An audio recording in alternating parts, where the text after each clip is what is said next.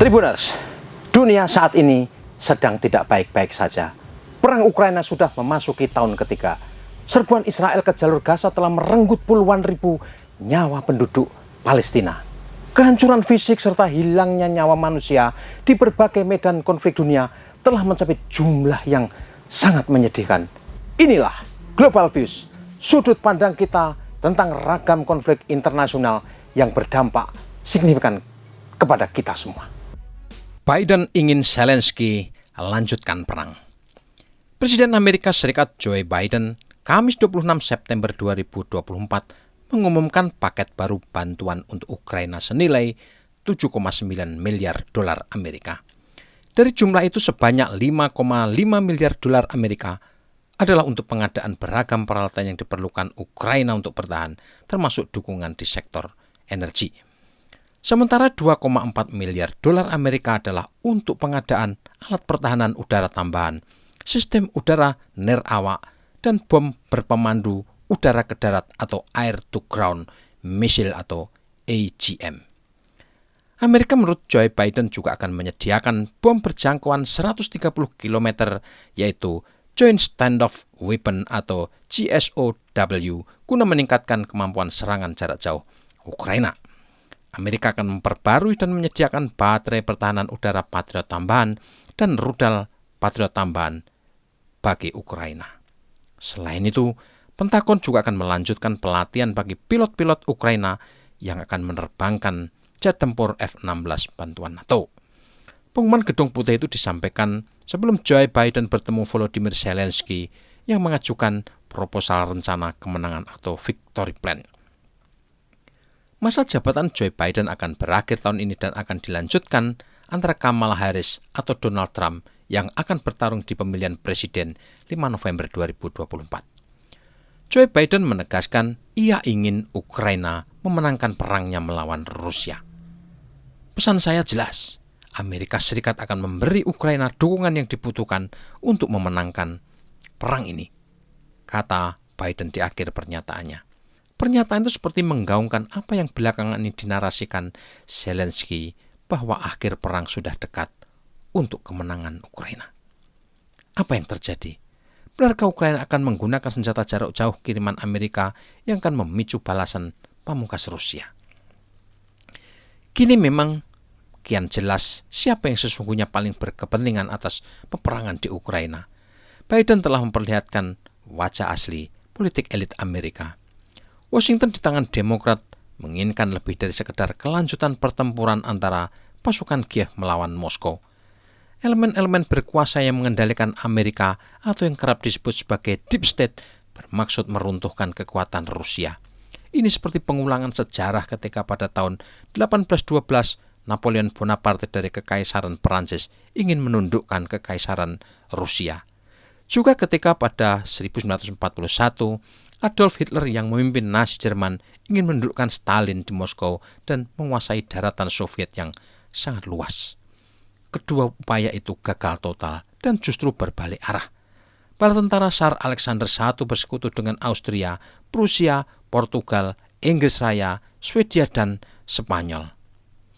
Tentara Rusia memasuki Paris pada 19 Maret 1814. Ini merupakan pertempuran terakhir Napoleon sebelum kehilangan tahta. Sementara kekalahan pasukan Hitler di Soviet dalam operasi Barbarossa juga berakhir dengan kehancuran kerajaan ketiganya. Tentara Merah Soviet yang pertama kali tiba di Berlin memasuki benteng terakhir Reich ketiga dan menemukan Adolf Hitler telah tewas bunuh diri. Amerika dan sekutunya di NATO seperti tidak menyadari dua peristiwa bersejarah ini ketika Rusia ternyata tidak pernah bisa ditunjukkan meski mengerahkan berjuta-juta tentara. Saat ini Presiden Vladimir Putin telah mengumumkan kesiapan total Rusia menghadapi fase baru sesudah Zelensky menemui Joe Biden di Gedung Putih. Putin menyampaikan sejumlah poin penting perubahan strategi atau apa yang disebut sebagai penyesuaian doktrin nuklir Rusia. Doktrin baru itu mencakup situasi terbaru yang memberi legitimasi Rusia mengerahkan bom nuklirnya menghadapi negara lain. Negara non-nuklir akan mendapatkan serangan balasan nuklir jika ia menyerang menggunakan senjata jarak jauh atau pesawat nirawak yang dikirim kekuatan nuklir. Ini pesan yang sangat jelas ditujukan ke Ukraina dan negara-negara sponsor berkekuatan nuklir NATO seperti Amerika, Inggris, dan Prancis. Rusia juga memperbarui klausa penggunaan bom atom jika Belarusia mendapatkan serangan musuh yang membahayakan kedaulatan Rusia. Vladimir Putin menyampaikan pokok-pokok perubahan doktrin nuklir Rusia di hari-hari menjelang pertemuan Zelensky dan Joe Biden di Washington. Ini memberi tanda sangat jelas ada ketegangan hubungan dalam skala sangat tinggi antara Moskow dan Barat di tengah perang proksi Rusia-NATO yang sedang berlangsung. Dmitry Suslov, Wakil Direktur Pusat Studi Eropa dan Internasional di Sekolah Tinggi Ekonomi Rusia mengatakan, Barat saat ini meningkatkan perang hibridanya terhadap Rusia menjadi kian serius. Langkah agresif Barat itu terjadi karena mereka yakin Rusia tidak akan pernah menggunakan senjata nuklirnya. Mereka juga berpikir kerusakan bagi Barat akibat kekalahan Ukraina jauh lebih tinggi dampaknya daripada kerusakan yang disebabkan eskalasi peperangan. Karena itu, Barat berusaha sekuat tenaga mempertahankan agar Ukraina tidak kalah melawan Rusia dan sebaliknya yakin bakal memenangkan pertempuran atas dukungan mereka. Dalam posisi dan situasi seperti inilah Putin pada akhirnya mengambil langkah lebih tegas guna meyakinkan Barat.